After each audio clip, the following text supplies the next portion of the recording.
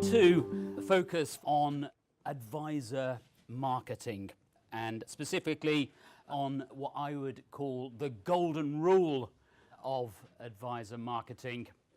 And straight away, what the golden rule is: to decide on your unique value proposition as a business, your unique value proposition, and to communicate it effectively and regularly. And this is such a fundamental rule of marketing generally. I mean, not just in financial advice. It's particularly relevant in a profession like financial advice, where you have, on the face of it, very little differentiation. So it's really, really important that firms think about what they offer and why it's unique and valuable to your target clients. So what do you offer and what's unique about it? What do you do that all those other thousands of other advisors out there don't offer? And particularly, what value are you providing to your clients?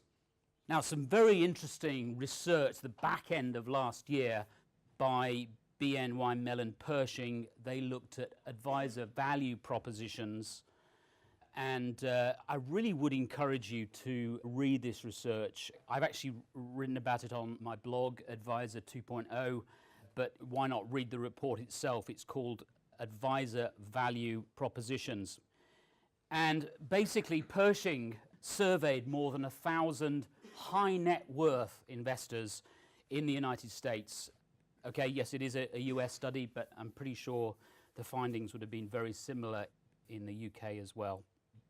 And they specifically asked those 1,000 plus high net worth individuals to rate the value proposition of the top, I think they just simply chose the Barron's top 100 financial advice firms, and asked those client and prospective clients to rate the value propositions of those firms.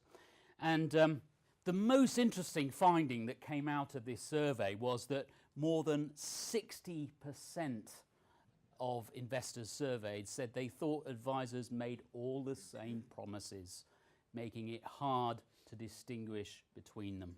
I can't impress on you enough how important a finding that is. Basically, what the punters are telling us is they think we're all the same, and they find it very hard to tell us apart from one another. What else did this survey said? It said that the most effective value propositions, based on the responses of these high net worth individuals, the most effective propositions combined four things: the attributes of the firm, your business if you like, benefits to the client, clearly that's very, very important too, a rational argument. I'm sure as many of us here are proponents of evidence-based investing, we would thoroughly agree with that. And also, interestingly as well, an emotional component too. And I'll be honest, I've been on a little bit of a journey myself regarding this, because I suppose when I started the evidence-based investor, I thought, look, the evidence says this, you can't argue with the facts. You're entitled to your own opinions, but you aren't entitled to your own facts. Surely reason on its own will win the day, if you like. But actually, people make decisions, and particularly decisions about buying things and using services, deciding to use a financial advisor, for example. They make those decisions often based on emotions. So it's actually really, really important as well that your value proposition includes some sort of emotional component as well. Another finding was that trust is a really critical issue. The American advisor market, what can we say, it's ahead of us in some ways regarding trust and transparency and customer focus and everything else. It's in front of us in some ways and behind us in others, but trust is an issue there. And as we know from similar surveys in the UK, it is also an issue here. So basically there, about half of investors thought firms put their own interests, in other words, the advice firm's interests first, rather than the client's interests. So that is a really critical issue to talk about in your value proposition. 70% of those surveyed said it's either very or extremely important to have a financial plan that addresses their life goals and not just their finances. People want to hear about the benefits of a financial plan that addresses their life goals and not just ensures that they have enough money. And how do investors want advisors to make them feel? The respondent specifically said 3 things. They want to feel confident, they want to feel self-assured, and they want to feel empowered. And certainly my experience of Rock Wealth and other financial planning firms that our own firm, Regis Media, deals with, that's very often what clients say they value most, feeling confident about their financial situation and their life situation, self-assured and empowered. And a very important final finding of this research was that advisors just aren't making enough use of social media as a tool for explaining the value they add. I just talking to an advisor in the lunch break who was saying how awkward he feels with social media, but he realizes that he has to do something. He has to be in that space because that's where the prospective clients and so on are. And yes, that's absolutely right. So if you feel awkward about social media, you've got to make a decision. Is it the awkwardness that's going to win the day, or is it the need to build your business and to build an engaged audience? Because if you want the latter, you have to be on social media. You have to be out there. A way that I see it is, you can have the best content. You can have the funniest, the most thought-provoking videos in the world, blogs, articles, white papers, you name it. But actually, if the right people aren't seeing it, and not enough of them are seeing it, then it's a waste of time and effort. There's a good quote that I like from Jay Bayer, who's a content marketing consultant in the US. Content is fire and social media is gasoline. You need both of them. There is actually, going into detail in that today, but there is a place as well for paid, what's called paid social. So in other words, paying to have your content seen above other people's content. But the simplest and the best way to do it is to have a social media presence that people identify with. But remember, it might seem a really obvious thing to say, but it's not just about your firm. Yes, you've got to explain the benefits of your firm, but you've also got to explain more specifically how your firm can help your client to get to where they want to get. Now, I'm a business owner, and I know a lot of you are as well, and I certainly know this about my own business. Regis Media is amazing. Okay, we all think our businesses are amazing, and they probably are. But the problem is, and this is just a truth about, business, I suppose, the truth that we've got to kind of come to terms with is that actually that on its own is not enough. We might think, if only we can get the message out there about how good Smiths and Son financial planning or whatever it is, if we can only get the message out there, we won't have any problems attracting clients. The problem is that in the real world, people just couldn't care about Smiths and Sons financial planning. And it's not just you, it's not just your business, it's all businesses. They don't care about you, they don't care about your business, they don't care about your services, they don't actually care about your investment philosophy. And I'm the evidence-based investor, and I think evidence investment philosophy is hugely important, but actually in the great scheme of things, when people are trying to find a financial planner, that's not what they're looking for. They are absolutely not interested in the Farmer French 5-factor model. So forget it.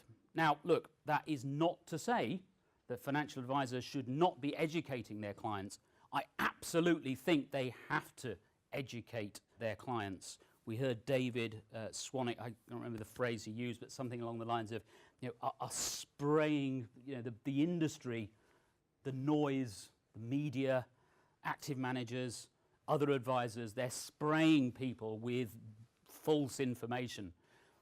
People who have information that can genuinely help investors, we have, I would actually say, an ethical duty as well as a professional duty to be educating them about how investing really works. But the fact is that when they're looking for a firm to use or deciding whether they actually need a financial advisor at all, they're not actually that interested. What they care about are their own wants and needs. So this is where content marketing comes in. If you want to learn about content marketing, there is a brilliant book by Joe Polizzi, Epic Content Marketing.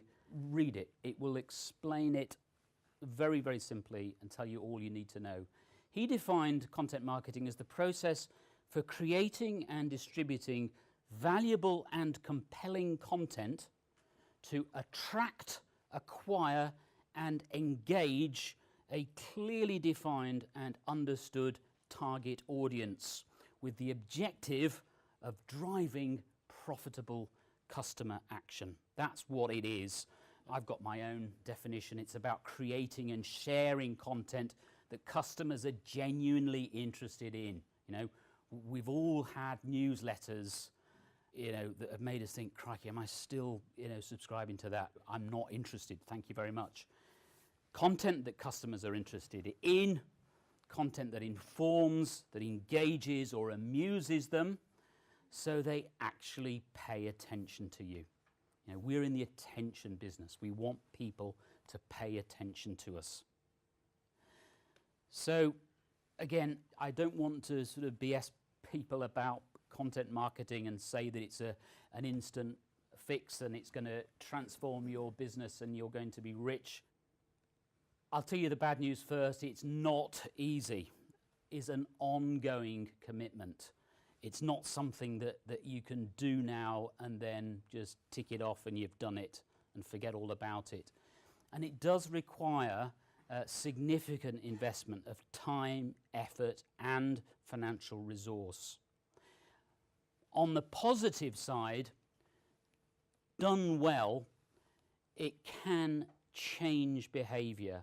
It can generate and convert leads, and it can help to build trust and customer loyalty. And I speak to some advice firms, and particularly those with kind of older partners and directors, and they say, I don't really want to get into content marketing. It's too big. I don't understand it. There'd be quite a lot of money involved and time and everything else. But then they say that in one breath, and in the other breath they say they want to sell their business in 5 years. And I'm thinking, how the heck are they going to sell a business that has no voice, that has no online content, that has no online presence?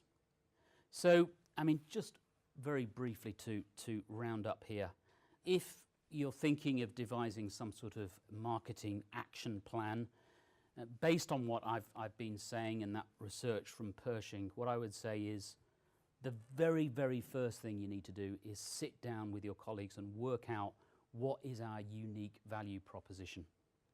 And then, and this is of course attached, connected to your unique value proposition, you've got to define your target audience.